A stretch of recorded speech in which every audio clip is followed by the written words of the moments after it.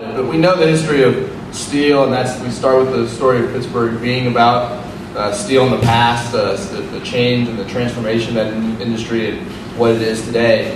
I'd argue that the impactful piece of that history is not the jobs that went away. Because in fact, the steel industry was a lot of that change and transformation and job loss was inevitable. But the impactful piece of that history was the loss of people, and what makes the Pittsburgh story different in any sense, certainly more traumatic, was the loss of people, in particular the workers, the young workers in particular, who left as the result of the changes in that industry. And it's a much longer history than folks realize, in that the jobs in the steel industry were a solid base here going back, more than a century. But over that century, the changes in that industry, the increases in labor force participation increased, the need for workers changed. In reality, heavy industry and steel has not been a job generator here, bringing people into the region, not just since the 80s, but through much of the 20th century. I mean, the large part of that job growth, job creation that brought folks to Pittsburgh is now a century-old bit of history. In reality, we have been losing workers, we have been losing folks due to migration for virtually the large bulk of the 20th century, up until the 80s and through the remainder part of the century. And that's sort of been a defining piece of the economy. It's impacted how we've been able to adapt and change, not only through the worst of that period of the job destruction that really peaked in the 80s, but since then.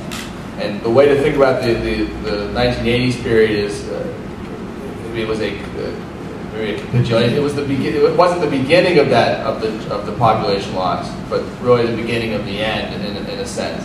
Is what we lost. I think we've thrown out the statistics, but really at its worst moment in the early bit of the 80s, the annual net migration from the region, not that 50,000 folks left, 50,000 more people were leaving than were coming, was an annual rate of population loss in the early 80s.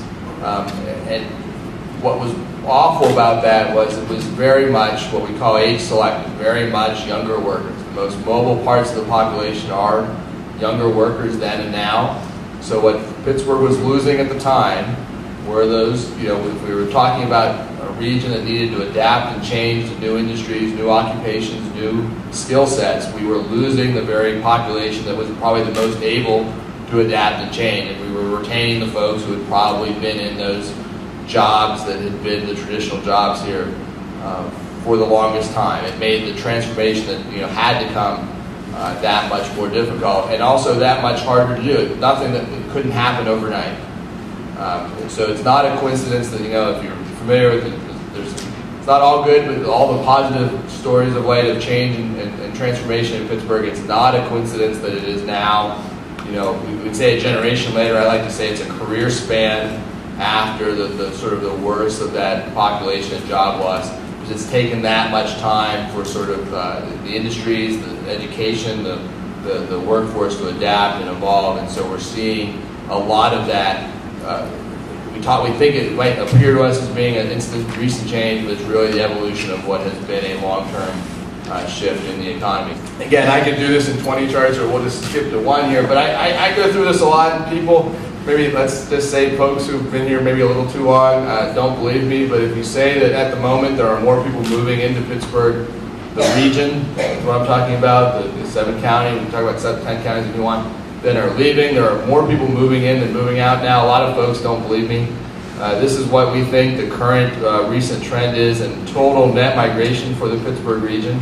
And what, I go look at my own chart here. So it's not just a one-year story. We're now, with this data in 4 years of positive net migration, this is to 2012, I guarantee you we're in the 5th year of that now, of positive net migration into the region. So it's not even a recent story in terms of this year or last. If you want to keep a couple other little wonkish things in mind, this is still Pittsburgh. It's still a cold, wet, rainy region. If you actually were to parse this by age, I don't have time to get into it now, but clearly, on average, we lose a lot of folks every year retiring and moving to warmer climes every year. So if we're maintaining positive flows on top of what is net migration of, generally speaking, folks entering retirement age, the actual net migration of younger folk, to find young any way you want in Pittsburgh, that would be under 60. I think we can go back another year or two in terms of positive net migration for younger workers. So we're talking about a trend that has been evolving here over many years, and let's just keep it a bit of perspective. I mean, so if this chart here is showing about 5,000 more folks moving in than moving out of here. Is that a huge number? No. Is that sort of the rates of growth that if you're familiar with some of the fast-growing regions in recent decades have maintained? No. Nonetheless, if you compare that to where we have been in the past to now, even in recent years, a 10,000 net migration loss was probably pretty common even late in the 1990s. And again, we threw out the number of 50,000. Look at this chart and just sort of imagine that scale. If I played it back to 1980, where the numbers would be minus 50,000, so it'd be down here, and that one bar. So it's been a change. It's where we're at now. I think we anticipated a lot of this to happen. The recession has some piece of this, of sort of impacting that. A lot of places where folks are moving to or attracting coming to Pittsburgh from are probably not doing so well. Some of that will moderate over coming years, but nonetheless, at the core, a lot of this has to do with the change in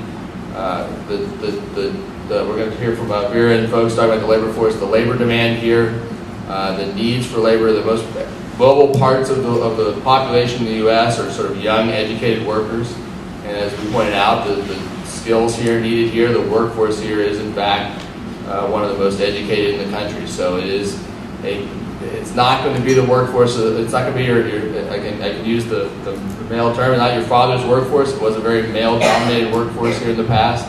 That in itself, we don't have time to get into it, is probably the biggest transformation in the region from that sort of traditional blue-collar, male-dominated workforce to a much more diverse workforce that looks much more like the nation. So there's where we're at. I mean, don't quite draw that line straight up. We're not going to look like Phoenix anytime soon, but nonetheless, it's not where we've been, and there's a lot of good stories to that.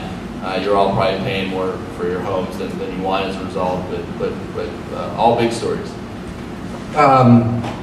Why do you think, by the way, this notion of young people evacuating Pittsburgh has persisted? I mean, I know it's probably been very annoying to you since you've been talking about it for years now. Well, look, I only play sociologist on TV, I guess, but I guess, I'm born and raised here. I think, generally speaking, because this was a place that did not generate a lot of new jobs for in a lot of recent decades, we have not brought a lot of folks into the region. I'm sitting with Smelly, I guess we'll hear more about that. So that's all. I'm setting you up here. But seriously, so the story of Pittsburgh has not been that we've lost in recent decades, that we've lost more people than we should, but we clearly have fallen behind in the rates at which people move to Pittsburgh. And so, when you get that kind of population, I think a lot of folks who've been here and survived the 1980s, I say there's a persistence of memory, that probably is a little stronger here than elsewhere. So again, folks who just don't believe my chart, I think is endemic to anyone over a certain age, or probably over a certain age and native to the region. So Cincinnati folks don't count that. That's right.